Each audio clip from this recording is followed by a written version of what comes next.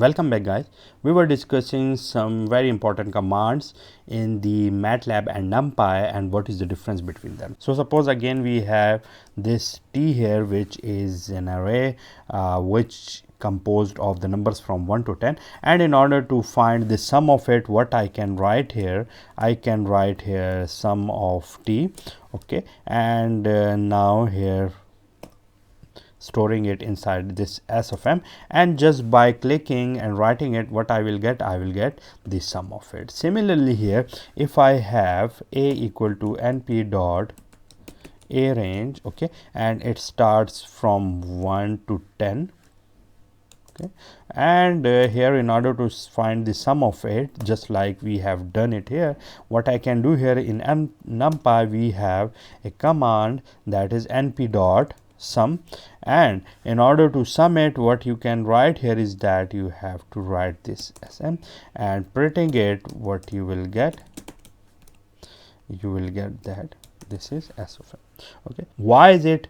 Because the summation is now not in between 1 and 10, but it is in between 1 and 11, because I have previously stated that this is the result of the elements which starts from 1 up to 10 minus 1. So what you have to do, you have to write here 11. Okay, so now it is an array of from 1 to 10. So now printing it, and you will see that the same results are now obtained. Similarly, what if I want to get the results along the y-axis or the column axis? What I have to do here, I can write here the axis, and 0 axis means I have to add all the elements row wise. So writing it here, you will get this one, and similarly writing it like this one, you will see that you have to add all the elements column wise, because here printing a will give you what? This will give you the row matrix.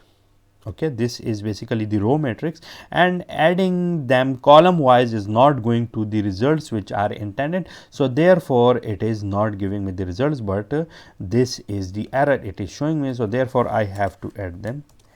Okay, so that is about it. Similarly, here in this command, what I can in MATLAB, I can also do it. Similarly, in order to multiply the elements, what you can do is that you have to multiply them, and I will show you the multiplication of different arrays in our upcoming video, because that is the very important aspect of the NumPy, which will show you different multiplications and aspect of it in the optimized way. Similarly, some other built-in vectors here are here. What are those vectors? So let me have here zeros.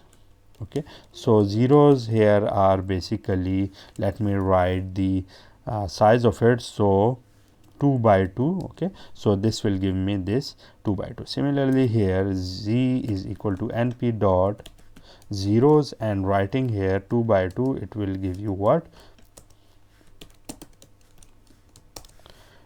It is not going to interpret it. Why? Because I have to put the square brackets here as well. So it will give you this zeros. Similarly, if I want to get these ones, so writing them here as O, okay, and here this will be ones. Okay, so printing it, it will give me this one, while this one here will give me O equal to ones. Okay, again writing them here, and 2, and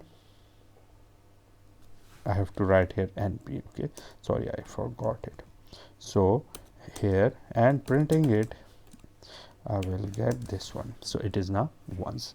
Similarly, another very important matrix here we got is this I. Okay, so I is what? That is the identity matrix, and as this is a square matrix, so I have to write here this 3. So this will be square matrix in which the diagonal elements will be 1. Similarly here in NumPy, what I will have this np dot I, and writing the dimension here, and then printing I. Okay, so it will give me the same matrix. Okay, these are all the matrices which are built in inside of it.